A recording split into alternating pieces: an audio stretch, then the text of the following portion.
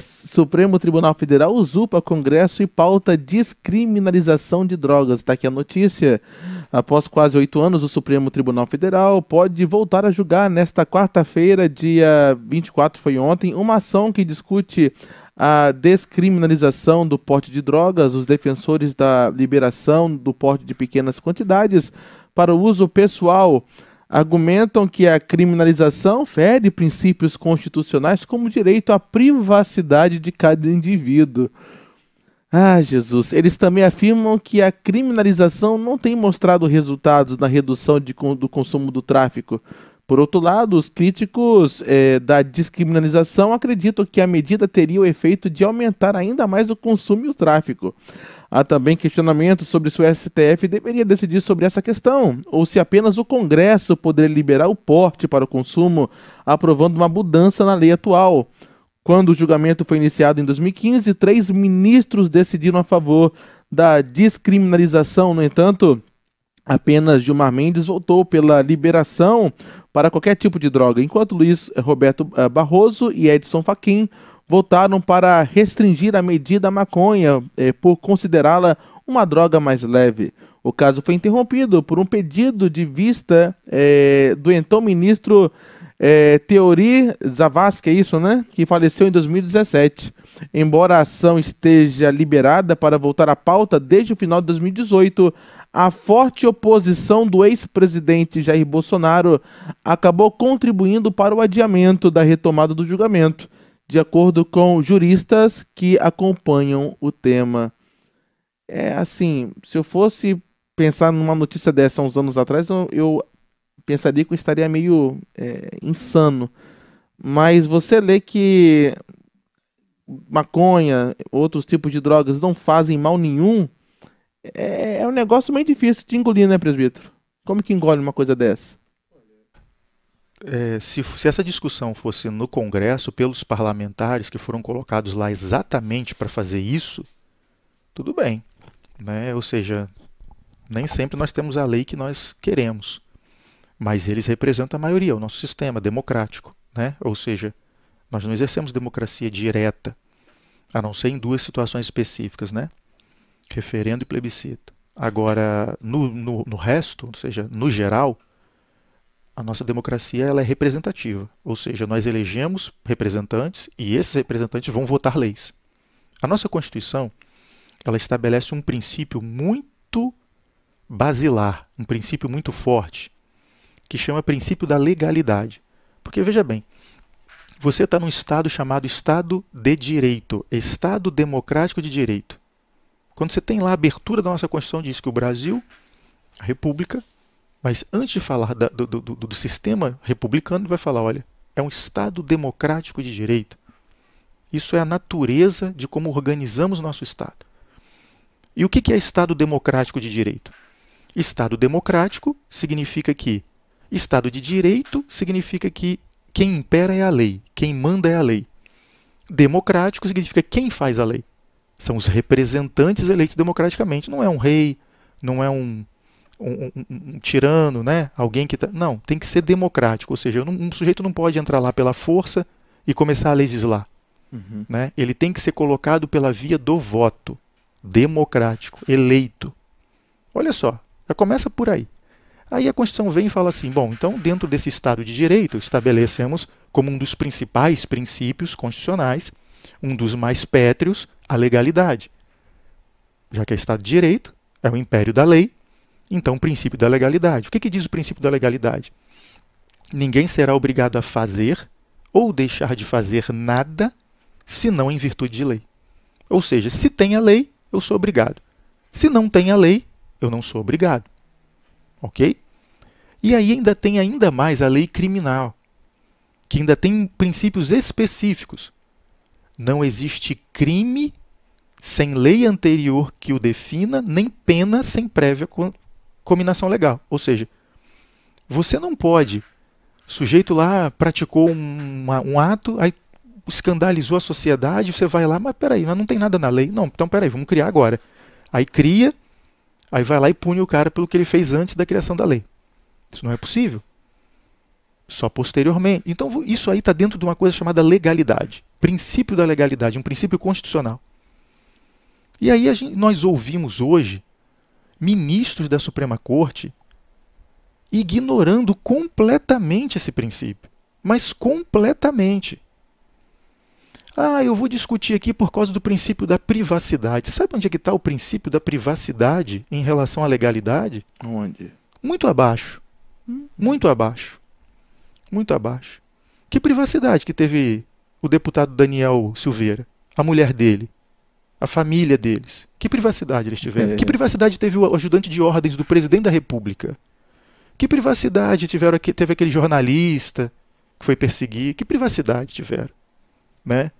Então, para uns, a privacidade não é nada. E para outros? Para outros, ela está acima da lei, acima da legalidade.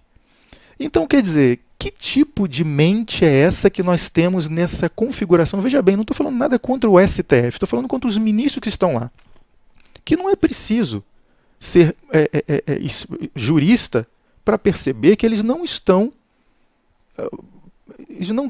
no nível de um ministro de Suprema Corte.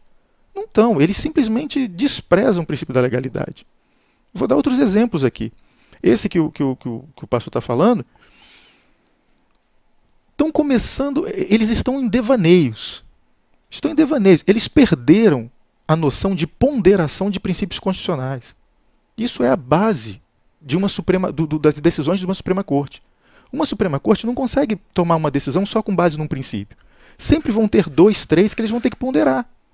E no caso específico, um ou outro vai ter que prevalecer. E em casos gerais, pode acontecer até diferente, porque você está falando de várias pessoas, não de um grupo pequeno. Então nós vamos ter situações que vão chegar na Suprema Corte em que você vai ter um grupo discutindo e você vai ter o Brasil inteiro. E ali eles têm que olhar, eu vou respeitar a legalidade ou a privacidade? Poxa, peraí. Mas se eu violar a legalidade por causa da privacidade, quantas outras violações eu não vou poder fazer em prol da privacidade? Abre um precedente. É claro. Então aí quando chega nisso, o que eles fazem? Se curvam à Constituição. Era o que os ministros da configuração anterior faziam. Não posso entrar nisso. Por quê?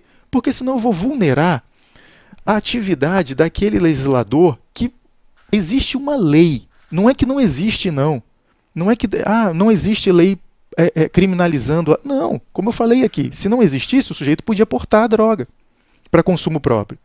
Só que por que ele não pode portar a droga? Porque os nossos representantes eleitos, nos representando, a maioria do povo brasileiro, eles foram lá e falaram, portar droga para consumo próprio é crime.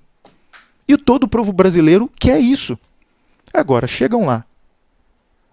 Esse grupo de uma dúzia de 11 ministros e querem se colocar acima do Congresso Nacional, acima do povo brasileiro, acima da lei, acima da democracia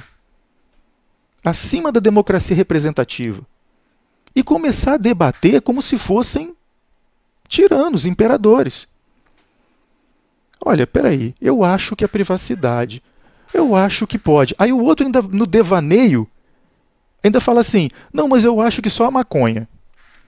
Eu acho. Como que o sujeito vai ter, que conhecimento ele tem para dizer, não, porque a maconha faz menos mal. Que conhecimento ele tem para falar isso? Você vai para qualquer psiquiatra e pergunta para ele, maconha faz menos mal? Ele falou, rapaz, pode te causar uma série de problemas, desequilíbrio na mente. Essa química que está ali. Então, que história? Aí vai ter outro que vai falar assim, não tem não. Que testes existem? Com quantas pessoas? Por quanto tempo? Por que não existem, então... Por que isso não é, sabe? Testado, não é... Não tem isso na farmacologia, não tem isso lá na medicina. De onde está vindo essa ideia? E essa ideia é irrelevante. A maconha é menos... É irrelevante. Por que é irrelevante? Porque ele não tem competência para atuar fora da lei. É irrelevante, ele não tem que estar discutindo isso. A legislação não pode ser violada ao bel prazer de juízes. Eles têm que cumprir a lei. E pronto. Entendeu? É só isso. Eu posso dar outros exemplos aqui de atividade deles. Eles criaram o crime de fake news. Não existe esse crime. Criar um vídeo ou um texto com mentirinha, isso nunca foi crime em lugar nenhum. Agora, eu criei aquilo e eu injuriei alguém, aí você já responde por injúria. Isso Caluniei, aí. responde por calúnia. Causei dano financeiro, patrimonial, indeniza. já tem um caminho legal para isso. Existe. Agora, o que eles não gostaram? É que nas redes sociais eles estavam sendo profundamente difamados. Chamado de tudo quanto é que era nome torpe. Por causa da atuação escandalosa que estavam fazendo em relação à legalidade. Aí não gostaram disso, começaram a querer perseguir as pessoas que estavam fazendo. Só que não tinham como fazer isso, porque essas pessoas têm que ser julgadas lá embaixo. E eles sabem que lá embaixo o juiz se submete à legalidade. Aí o delegado também. Traz para mim. Aí alguém vai lá na delegacia e fala assim, ó, o fulaninho aqui contou uma... Não, isso não é problema meu. Entendeu? Porque se for injúria, se for qualquer crime que é ação privada, vai direto lá no juiz. Aí vai no juiz, o juiz, olha, isso aqui é menor potencial ofensivo e tal, então você vai, assim, não vai fazer uma transação penal aqui, enfim. Não vai ter cadeia para ninguém, não vai ter multa, não vai ter ameaça, não vai ter nada, não vai ter tornozeleira eletrônica, não vai ter acabar com a vida de ninguém. Só que aqueles ministros que estavam sendo ofendidos, eles queriam acabar com a vida daqueles que os estavam ofendendo. Literalmente, assim, queriam, sabe, moer. Aí o que eles fizeram? Não, vai ser processado aqui, Traz para mim. eu sou a vítima, eu serei o investigador. Não, mas você não pode fazer isso, tem que ser uma autoridade policial. Ah, tudo bem. Aí foi lá, chamou uma delegada da Polícia Federal, botou no gabinete dele. Tá ali. Aí quando na mente dele ele pensa assim, um ministro da STF, tá? Ele pensa assim, eu preciso abrir um inquérito. Aí ele vai lá no processo, manda um ofício para a delegada que ele escolheu a dedo. A dedo. Nós temos um princípio na Constituição que chama, você não vai ter juiz de exceção, ou seja, juiz escolhido por uma determinada pessoa, é sorteado. Você tem as competências, que eles já não teriam para pegar uma pessoa que não tem privilégio de foro. Você tem o promotor, chama juiz natural isso. Promotor natural também, não posso ter um promotor escolhido. Ó, o caso é muito grande, sai todo mundo, vamos botar esse aqui, ó, porque esse aqui é carrascão. Ou então, não, aquele cara ali é um político que a gente tem interesse, vamos botar esse promotor aqui que ele já está arrumado para aliviar. Não existe isso. Ele é natural. Aquele que está ali para atender aquele tipo de vara, é ele que vai e acabou, ninguém vai mexer nele. O juiz também. É uma garantia de justiça, de imparcialidade. O delegado também, que vai investigar. Aí escolhe o delegado, já se escolheu o juiz, aí precisa investigar uma pessoa, manda o delegado vai lá, abre o inquérito, aí o delegado pede para esse juiz, eles estão ali, ó, na sala, um do lado do outro. Aí eu estava pensando aqui, excelência, como é que o senhor quer? Não, eu quero que acabe com a vida mesmo, quero que acabe com a vida, eu quero que faça isso, faça aquilo outro. Ah, então eu vou pedir aqui, mas eu estou com medo, não posso fazer isso aqui não. Não, me pede que eu defiro. Eu fico imaginando como é que é aquilo, você tem um delegado ali do lado. A gente não tem como não imaginar isso. Está tendo ali uma... Ora, quem é ingênuo, né? Para não pensar que está desse jeito. Aí vai ali, pede prova assim, pede prova assado, aí é busca e apreensão, é não sei o quê, é bloqueio de conta, é isso, é aquilo, é descobrir não sei quem, é a esposa, é o filho, é a avó, é a mãe. Aí bota todo mundo no inquérito, aí persegue todo mundo. Aí todo mundo começa a calar a boca. Aí quem também não está metido naquilo fala, opa, vou parar de criticar. Vai que faz um negócio desse comigo, me dá uma multa aí de 300 mil reais, aquela multa diária que vai acumulando, né? 300, meu Deus. Aí já vai parar em 1 milhão, acabou a vida do cara. Aí o sujeito lá é preso por tráfico de droga, sai com fiança de sei lá quanto aí. Vai botar aí, né? Sai com uma fiança ínfima em determinados tipos de caso, né? Não tendo ali... Paga uns 3 mil aí, tá bom. Não teve ali nenhum embate, né, violento, enfim. Mas eu não sou criminalista, estou aqui também... criminalista vai poder dar detalhes sobre isso. Mas que a gente sabe que é uma realidade, que tem gente solta aí, sob fiança. E a gente solto até sem fiança, em crimes absurdos. Tem gente de homicídio solto aí, às vezes com confianças ínfimas, sabe? E a gente vê parlamentares onde a Constituição diz que eles são invioláveis. Olha a palavra que usa. Invioláveis por palavras, atos, opiniões e votos. Por quê? Porque nós o elegemos para isso. Ou seja, eles estão atacando a lei e a democracia. Não tem outra conclusão, não dá para falar outra coisa. Com certeza. Não é só a maconha, não é só o que está portando a droga.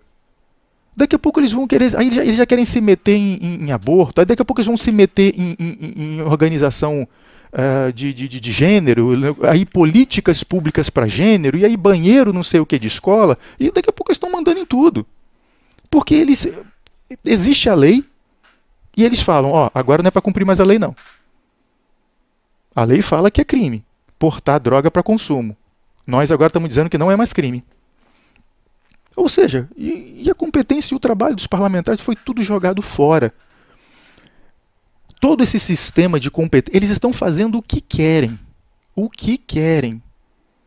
É impressionante como eles julgam de formas diferentes. Quando é alguém do amigo deles, seja governo, sei lá qual é a linha que eles... O que a gente percebe é que existem vários casos que são a mesma coisa. Para um, é uma forma de julgar. Para outro, é diferente. Eu posso citar aqui. Nós tivemos aquela situação daquele ministro de Meio Ambiente, lá no governo Bolsonaro. Sim, eu lembro dele. O que acontece? Eles tinham ali acabado de julgar. Eu vou lembrar quem foi o outro. Esse era o Salles. Isso, hoje ele é deputado federal hoje, né? Só que teve um caso de um sujeito que estava lá da Operação Lava Jato e tal. Aí, lembrei. Uma coisa muito curiosa, né? Sérgio Cabral. Sérgio Cabral fez uma delação, ficou um tempo preso, aí fez uma delação premiada, falando o seguinte, ó, eu vou entregar aqui o ministro do STF, Dias Toffoli. Tô falando que tá lá na delação. Ele foi lá e entregou uma série de coisas fatos envolvendo Dias Toffoli, fatos criminosos, envolvendo Dias Toffoli. Isso está escrito na delação. Essa delação foi pega pela Polícia Federal, foi enviada para o ministro Fachin, que era o relator, que estava com aquilo ali. Porque a Lava Jato tal, tinha chegado lá, enfim. Ele era governador, acho que na época. Ele pegou, homologou.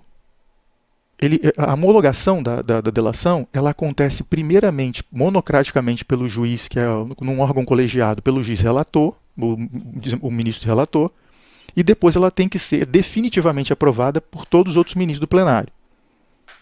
A lei está assim, ok. Ele pegou e, inicialmente, precisa dessa decisão para já mostrar que ela está dentro de uma legalidade.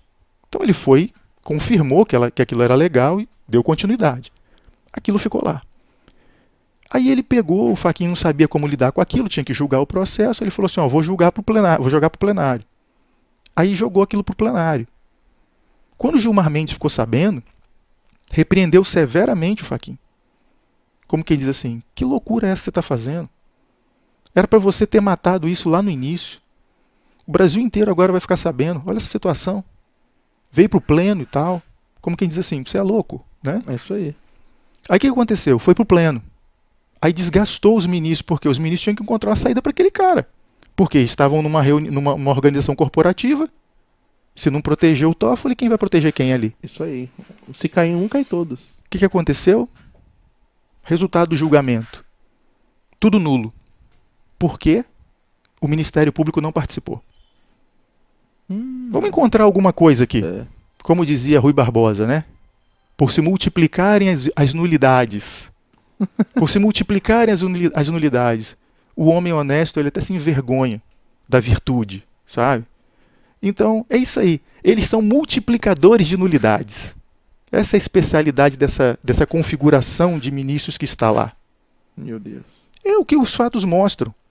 Eles vieram e encontraram uma nulidade perversa, imoral, ilegal, inexistente, sanável, totalmente sanável. Aí o Ministério Público foi lá foram lá e falaram assim, ó, tudo nulo, volta tudo. O que aconteceu? O Sérgio Cabral foi posto em liberdade, o crime dele vai prescrever, como sempre foi antes, vai dar em nada. Veio o Salles. Investigaram ele e tal.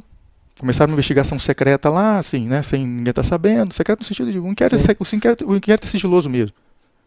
Mas aí veio aquelas medidas, busca e apreensão, papapá. Ele falou, olha, peraí, tudo nulo. O Ministério Público não participou. Aí ele foi buscar o STF. O STF falou assim, não, pode sim. Não precisa do Ministério Público, não. Ué? Tá entendendo? Tá nesse nível. Se forem pesquisar de uma forma desavergonhada, o processo tem capa para eles. Tem capa. É o nome que está ali que vale. Se o nome é um, o resultado é um. Se o nome é outro, o resultado é outro. Ou mesmo fatos similares.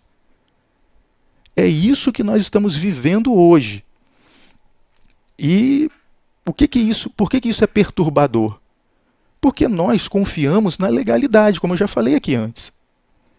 Se eu não tiver a garantia de que o que está na lei me dá segurança, nossa vida. Se eu só puder confiar em ser amigo do rei, como é que eu vou fazer para viver num país desse? Você tem a lei a seu favor, mas se a parte contrária for um amigo do rei, você perde. Isso aí. Então como é que fica isso? Como eu já disse aqui antes, será que eu aqui sou povão? Será que realmente a lei diz que eu tenho certas proteções diante de substâncias que não foram testadas? Abriram uma exceção em relação a essa vacina, mas era voluntário, vacina quem quer. Tudo bem. Aí daqui a pouco uns já começaram a falar assim, não, mas agora eu quero obrigar as crianças. E quero forçar os pais. Pô, peraí, eu sou pai, tá? Eu tenho a lei a meu favor. Eu vou buscar o judiciário, não vou aceitar isso. A lei me protege. Verdade. Aí como é que esse pessoal faz para poder puxar os processos lá para cima? Eles entram em contato. Já percebeu que as ações que entram lá para esses camaradas é sempre PCdoB, é sempre PSOL. Parece que tem um escritório ali, sabe, que fica só para demanda. Para entrar com aquilo que eles que se quer receber lá em cima. Aí, curiosamente, um assunto que era para estar sendo resolvido lá na primeira instância, em todos os estados, porque os juízes de primeiro grau dão conta tranquilamente disso, um partido político, sempre os mesmos, entram com essas ações famigeradas, como essa, por exemplo, de descriminalizar aporte de droga para consumo. Isso. Todo mundo sabe a miséria que é isso. Você vai lá em São Paulo, cracolante, o sujeito está vivendo igual um zumbi. Vai aqui no centro de Vitória também. O sujeito não tem mais vida. Para resgatar esse sujeito, qualquer psiquiatra vai falar para você, são anos de tratamento e ele não pode ter contato com aquilo, senão ele perde a própria vida, no sentido não é de morrer instantaneamente, mas ele vira um zumbi, ele não tem mais interesse por trabalhar, as emoções, tudo destruído.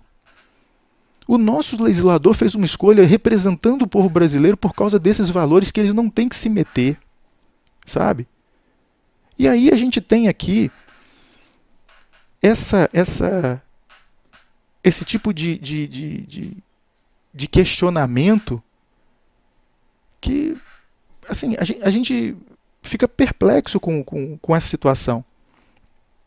Como eu estava falando, os juízes de primeiro grau, eles têm condição de estar resolvendo. Sem dúvida. Mas eles são tão arrogantes que eles querem decidir pelo país inteiro. Eles querem ficar acima da lei. Parece que aquilo já tomou conta, a cabeça já passou, entendeu?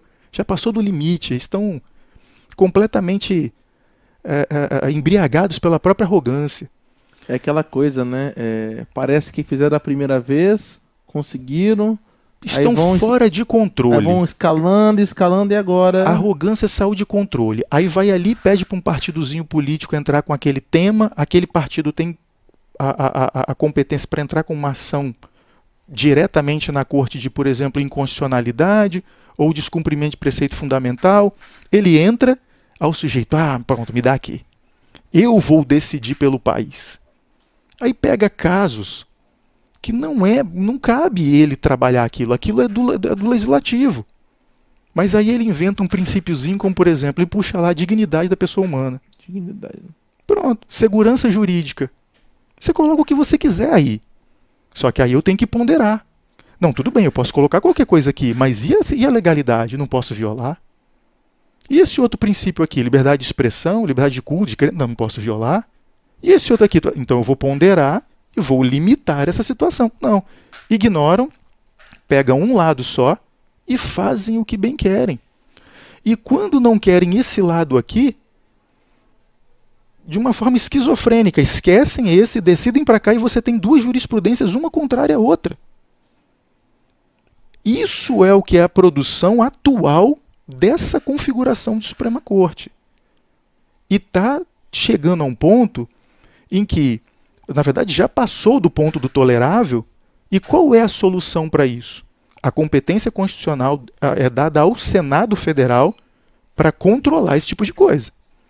O Senado já passou da hora de intervir e começar a retirar a validade de todos esses atos que eles estão praticando. E vir realmente interditando tudo isso. E começar a fazer uma atuação junto. Agora, por que o Senado está tão tímido em fazer isso? É verdade. Será porque os principais protagonistas de lá têm ações criminais correndo lá no STF que estão engavetadas e eles não querem sai da gaveta, né? que não sejam aqueles que estão ali venham a julgar essas ações? Porque é aquela história, você vai fazer o quê? Vai tirar um ou outro dali, que vai através de impeachment, se fosse o caso? Não digo nem isso. Seria bom, né? Seria bom, porque a configuração atual está péssima. Mas, inclusive, existe motivo para impeachment de pelo menos uns 3 ou 4 ali. Tem a delação do Sérgio Cabral seria capaz disso, mas foi anulada. Existiu o ministro Fux, na época do governo Temer, ele publicamente ele aceitou uma ação da Associação de Magistrados, porque ele assumiu uma negociação direta do reajuste da magistratura, que ele não devia se meter nisso. Ele assumiu uma negociação direta. Uma ação da Associação dos Magistrados entrou lá, ele deu uma liminar, dizendo que era legal, era constitucional, o auxílio moradia. Os juízes, mesmo tendo casa própria, receberão o auxílio como se precisassem alugar uma casa. Todo mundo vai receber. Por quê? Porque era o valor que batia com o reajuste que o governo Temer não pôde dar. E que o Temer falou, não posso dar, não tem orçamento. Aí eles encontraram uma outra forma de conceder aquilo. Mas aí começou aquela história, poxa, peraí, ficou fora do orçamento, não vai fechar e tal, isso está gerando incômodo. Aí houve uma conversa lá do tipo assim, olha, se der o reajuste, eu derrubo a liminar. Isso veio a público. Foi dito pela própria boca do ministro numa situação que isso está gravado. Ele reconheceu que ele assumiu um acordo com o Temer e se o Temer aceitasse dar aquele reajuste, ele revogaria a liminar. Aconteceu isso e a decisão de revogação da liminar foi examinando melhor a questão, não é legal, não é constitucional. Meu Deus. Ou seja, foi usado como instrumento de chantagem. O nome disso, isso é crime. O juiz, ele fez ali advocacia administrativa, cometeu vários crimes ali, na posição de ministro. Existe pedido de impeachment por causa disso, para o Fux. Existe um para o Gilmar Mendes. E aquele evento do Gilmar Mendes discutindo com meu Deus do céu. Como é que era o nome dele? Ele discutiu com com o Barroso. Barroso, né? É verdade. Discutiu com o Barroso numa audiência pública. Eu tenho essa gravação. Qualquer irmão acha aí no YouTube. O Barroso estava extremamente descontente com o jeito rude do Gilmar Mendes se referir aos demais e deu uma repreensão nele. Aquele famoso, né? Dizendo que você é uma pessoa má, uma pessoa desconfortável, aquele negócio todo, né? Pessoa ruim e tal, fica destilando fel. Reclamou disso. O Gilmar se sentiu ofendido e deixou escapar. Ministro Barroso, feche seu escritório de advocacia. Palavras de Gilmar Mendes. Ministro Barroso, feche seu escritório de advocacia. Mas peraí, que história é essa? Ministro com escritório de advocacia? Um ministro da STF acusando o outro disso? Não tinha que abrir um inquérito, não? Ouviu Gilmar Mendes como testemunha explicar que história é essa? Ninguém teve a coragem de botar o dedo nisso. Mas está lá, está dito. E aí? Esse é o nível dessa configuração que nós temos aí. Tá? Esse é o nível. E que estão se metendo em questões que incomodam o povo aqui embaixo. Como essa, por exemplo. Como aquela que o ex-ministro Marco Aurélio fez, de numa virada de ano, determinar a libertação de milhares de presos. Lembra disso? Meu Deus. Quase aconteceu. E teve que vir o presidente do STF e impedir aquilo na canetada. Senão a gente ia ter um final de ano cheio de bandido na rua. Meu Deus do céu. Não lembram disso, não? Meu Deus. E essas são as pérolas dessa atual configuração do nosso STF. Como, por exemplo, essa do porte aí de maconha, de droga. Eu fiz só esse resumo que eu gosto de fazer de forma objetiva, para não ficar aquela coisa do eu acho isso, eu acho aquilo. Estou apresentando fatos. Apresentando fatos. Desses fatos que eu estou falando aqui, podem ser todos verificáveis. Todos verificáveis. Agora, o porquê que para um vale a lei, para outro não vale, por que temos decisões para capa de processo de um, para capa... Eu gostaria que eles explicassem. Entendeu? Eu gostaria mesmo. E gostaria principalmente que os senadores pusessem fim nisso. E colocassem um ponto, um limite nesses abusos, porque eles estão extrapolando da competência. Pelo menos que o Senado preserve a competência do Parlamento, da Câmara dos Deputados do Senado. Que pelo menos os senadores, na sua competência constitucional, se preservem a nossa democracia representativa.